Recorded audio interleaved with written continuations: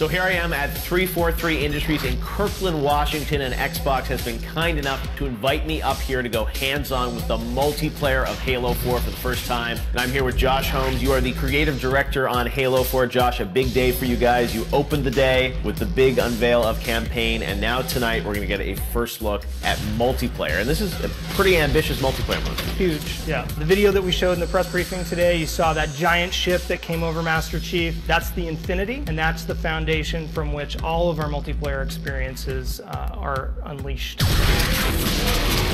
So you literally, create your own Spartan, your own soldier, you're on the Infinity, and then I guess there's sort of two paths you can go down. You can go down War Games, which is the competitive multiplayer, and then Spartanops, which is the sort of more narrative-focused co-op. Exactly. So War Games is essentially a training exercise that allows Spartans to head into combat against one another on the combat deck. And then Spartanops is a cooperative episodic experience where each week we're going to have a new episode of a show that launches, and players will be able to invest in this group of characters that are aboard the Infinity. And then we'll have 5 missions that launch each week along with that episode that they'll be able to go online and play with their friends and kind of drive the story forward.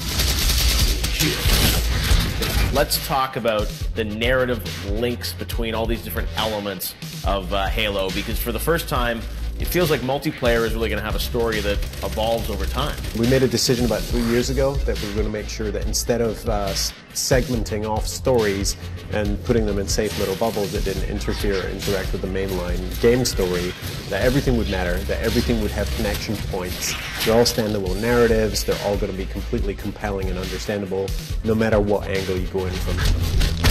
So you get a little movie, you get 5 new missions as part of this season, so you're really kind of moving the story forward, and it sounds like this is going to sort of bridge the gap between Halo 4 and what comes after it, which I assume is Halo 5, right? Yeah, this is definitely something that we see being that reason for players to keep wanting to come back, playing alongside their friends, and feel like for the first time ever when they're playing the multiplayer experience, they're actually able to propel the universe forward in some way.